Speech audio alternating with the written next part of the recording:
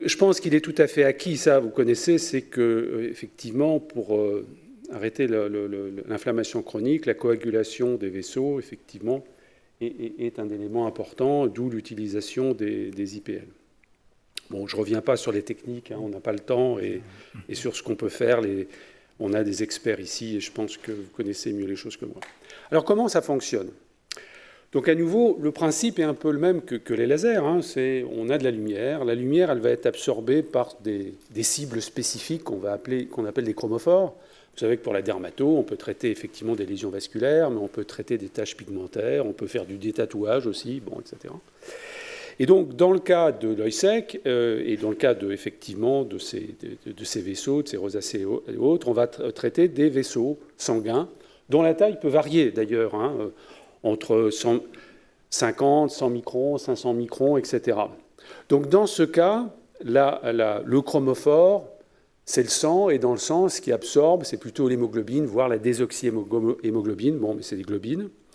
Et l'idée, c'est qu'effectivement, si on utilise une source de lumière qui est sélectivement absorbée par le chromophore, donc par le sang, on est capable de générer de la chaleur, et cette chaleur, finalement, va induire un dommage, va en faire une cuisson, quelque part, du vaisseau sanguin.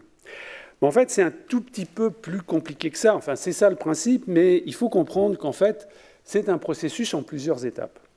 Il y a une première étape, en fait, que tout le monde comprend, c'est la création de cette source de chaleur. C'est-à-dire, on va envoyer de la lumière. Cette lumière va plus ou moins se propager. Elle peut être réfléchie, elle peut être absorbée, elle peut être diffusée. Alors, vous voyez, là, la lumière est absorbée, mais si je prends, par exemple, la lumière rouge, vous êtes peut-être amusé avec la lumière rouge, vous voyez que tout votre doigt est allumé et tout rouge. Hein, ou si vous mettez votre main derrière une lampe blanche. Parce que les longueurs d'onde courtes, elles sont plutôt absorbées. Les longueurs d'onde longues, elles vont diffuser. C'est le mécanisme qui était important. Donc, qu'est-ce qu'on crée? On crée une source de chaleur. On chauffe.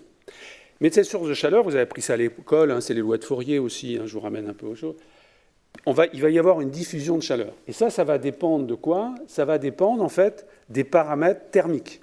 Alors, pour faire simple, même s'il y en a plein, il y a capacité calorifique, conductivité, souvent on parle de diffusivité thermique et ce fameux temps de relaxation thermique, thermal relaxation time.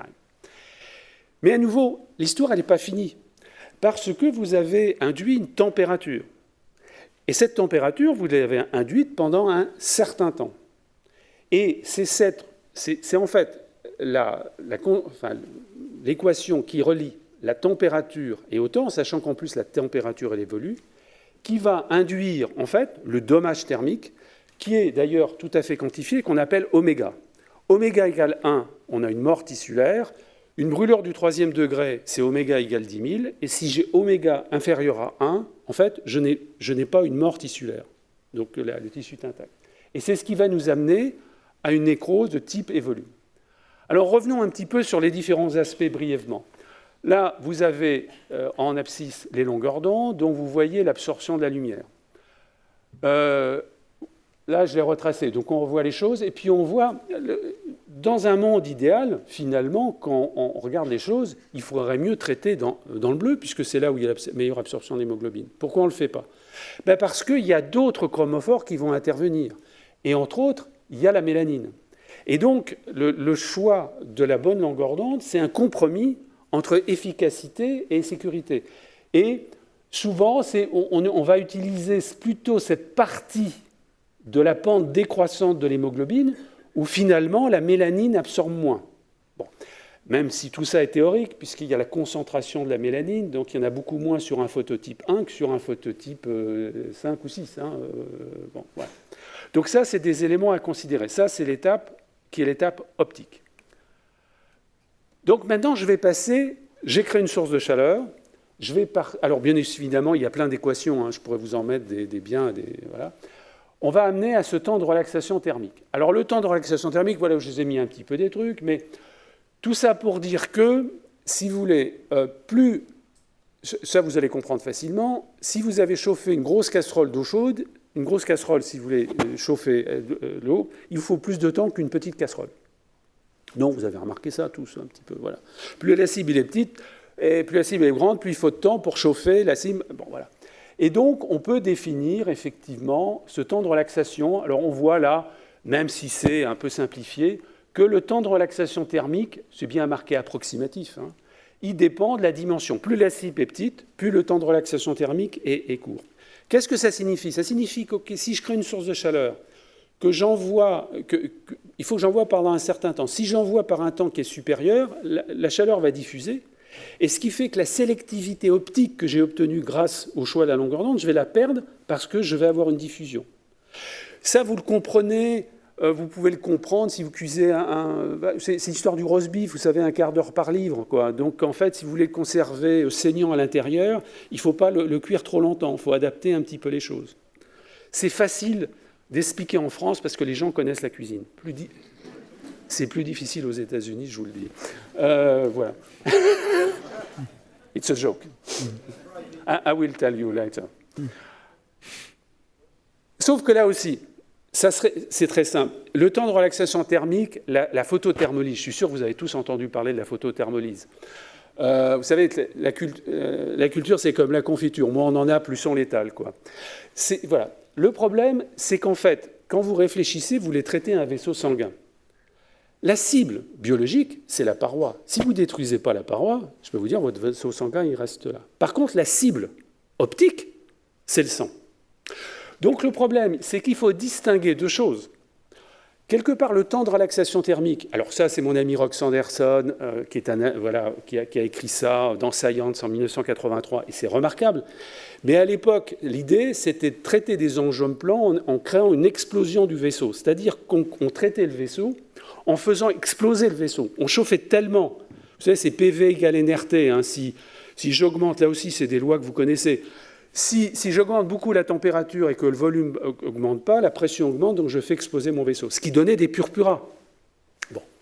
Mais en fait, aujourd'hui, on fait de la photocoagulation sélective, où ce que certains appellent ici, c'est qu'en fait, un outdated concept in photothermal treatment, c'est-à-dire qu'aujourd'hui, on parle plutôt d'extended theory of selective photothermolysis. Bon.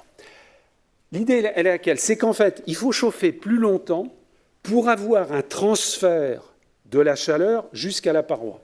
Et ça, c'est un peu variable, mais il faut des fois jusqu'à 5 fois le temps de relaxation thermique du contenu par rapport au contenant.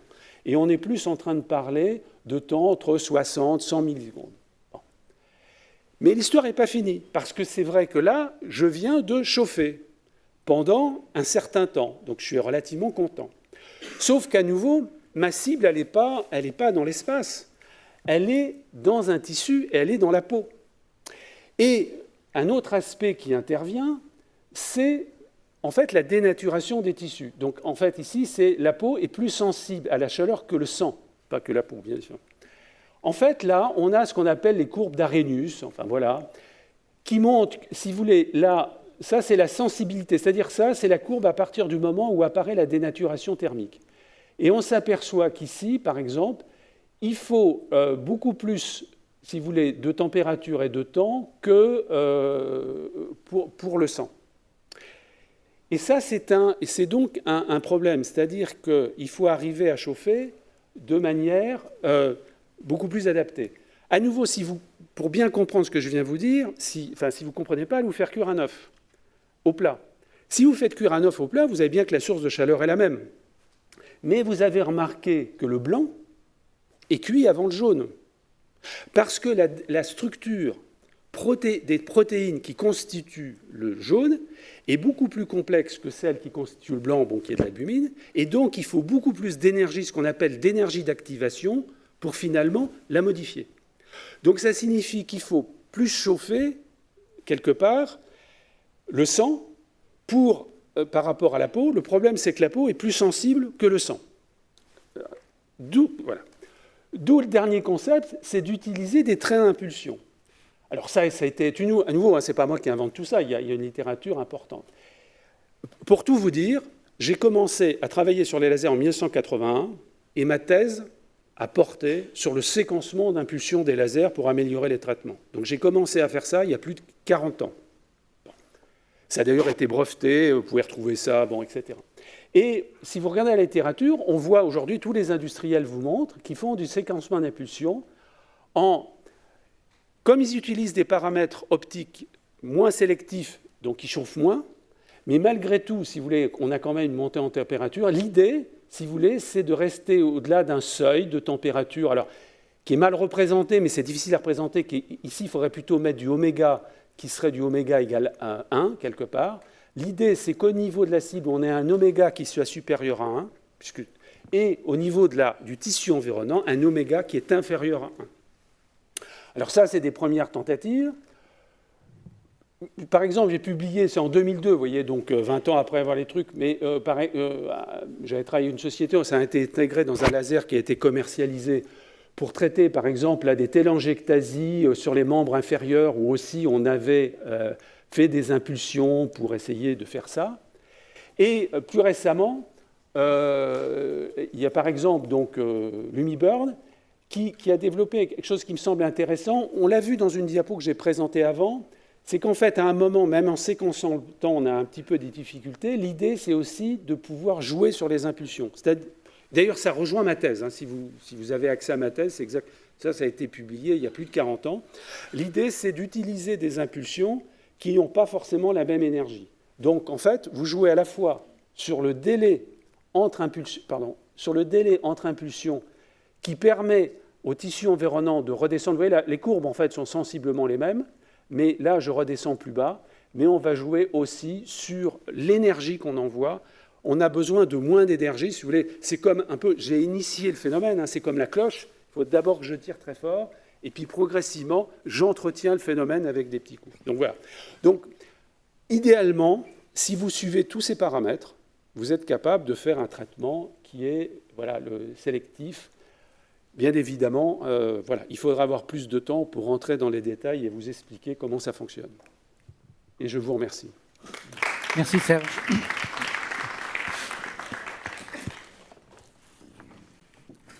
Est-ce qu'on peut poser une question sur le topo ? Bien sûr. Oui, c'est la même question que ce matin sur l'effet de l'IPL dans l'œil. Parce que moi, j'ai cru comprendre que les puissances d'IPL sont bien inférieures au niveau des paupières que celles qu'on utilise sur la peau pour traiter les télangiectasies, la rosacée. Et dans une des publications, une des revues, là, la littérature, il disait, d'après un calcul scientifique, que l'énergie qu'on envoie sur les télangiectasies conjonctivales, enfin les télangiectasies des paupières, elle n'était pas suffisante pour occlure les vaisseaux. Donc, quel est votre sentiment à ce sujet ? Est-ce que vous avez... Parce que ça dépend du diamètre vasculaire, évidemment. La courbe, la température, elle va monter plus lentement si le vaisseau est grand. Oui, on m'entend ? Oui, ça marche. Effectivement, c'est très difficile de répondre à cette question pour formuler qu'une seule réponse. Pour image, pour surgeon. C'est-à-dire, plus on va avoir effectivement des informations sur la cible qu'on va traiter, plus on va pouvoir effectivement adapter les paramètres et avoir quelque chose qui est efficace.